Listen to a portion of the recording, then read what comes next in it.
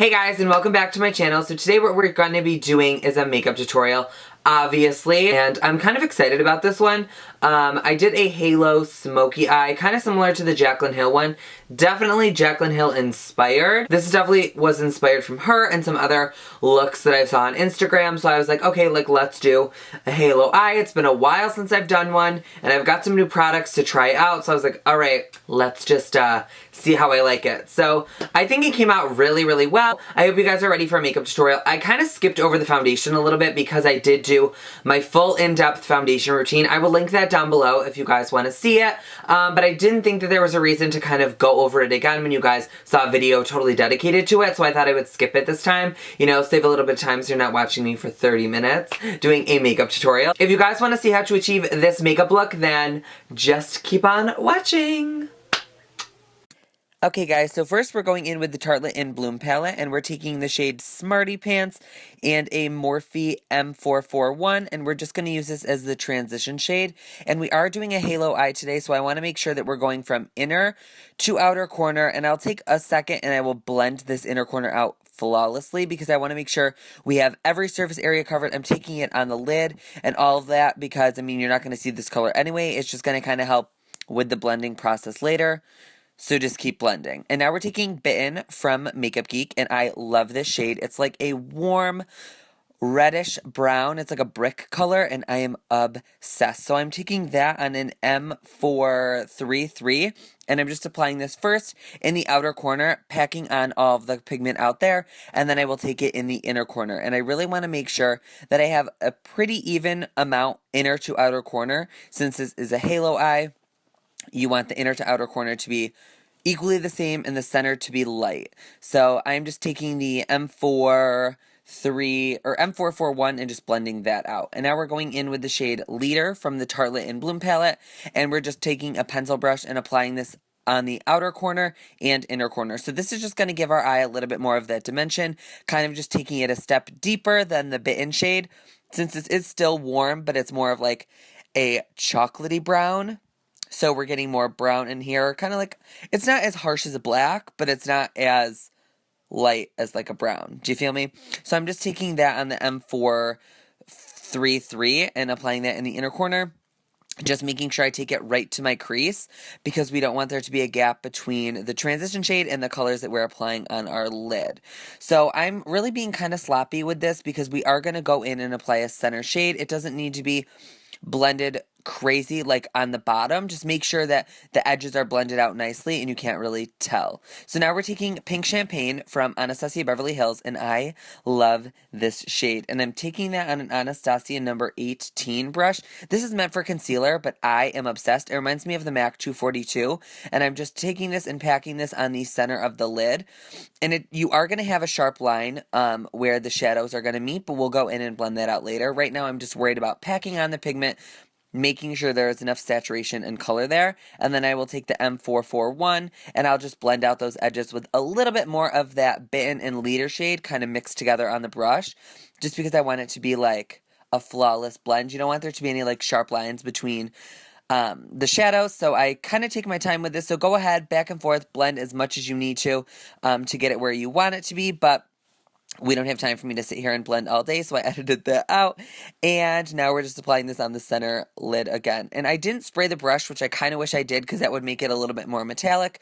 So if you guys think this isn't dramatic enough, I mean, I do, but if you don't think it's dramatic enough, you can always spray your brush and apply it again.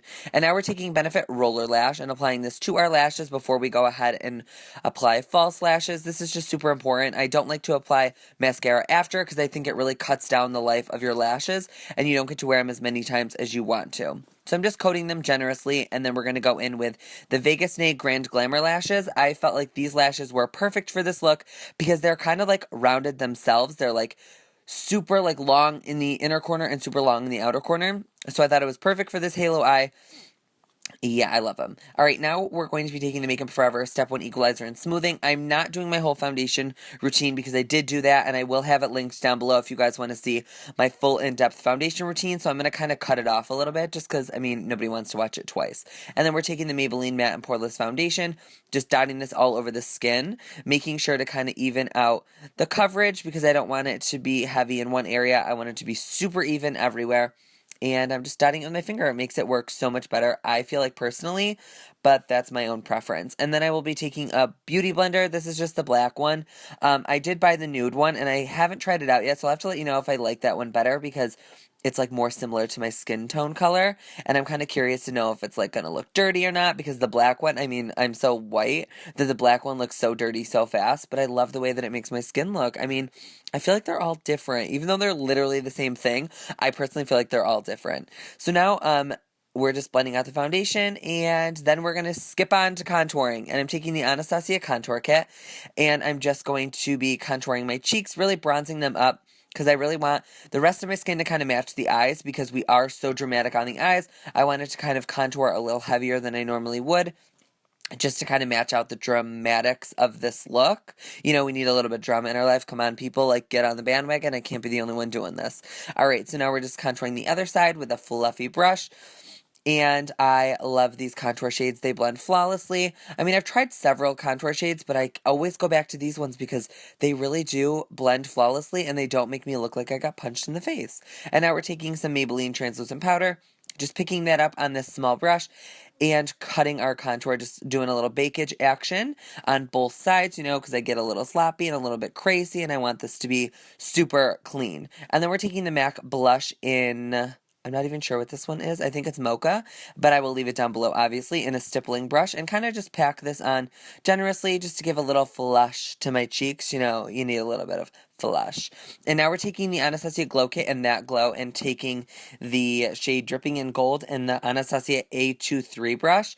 I love this brush for highlighting. This is like one of my first times trying it out, and I love it. I feel like it kind of blends the highlight for you. You know, if you use such a small brush, it kind of just applies it in one area and you got to blend it out. But no, this is flawless. And I'm applying it on my nose and on my forehead. I want it to be a little bit more glowy than normal today, because, I don't know, I was just feeling being glowy. So now we're taking the M432, which is just a flat definer brush. They have ones at Sigma, and I'm just taking that leader shade and applying that first, and then taking the Sweet Talker and the E18 and blending that out, just to smoke out my lower lash line. You can also add the pink champagne in the center of the lid, or the center of your lower lashes, but I really didn't feel like doing that. I don't really like the way that that looks on me personally. But if that's something you guys want to do, that is something you guys can do. And now we're just taking that brush and blending away the contour. It is a little bit sharp, so you can kind of take your time. And now we're taking the Jeffree Star liquid lipstick in Androgyny, and this came back in stock maybe 2 weeks ago, and I had to get my hands on it. I am obsessed. I love the color of this. It is so, so pretty. And his formulation, you guys know, is obviously one of my favorites. So definitely check them out if you don't own any. And that is all that I have for this tutorial, guys. I hope you enjoy, and I love you guys so much. Subscribe, and I will see you all in my next one. Mwah.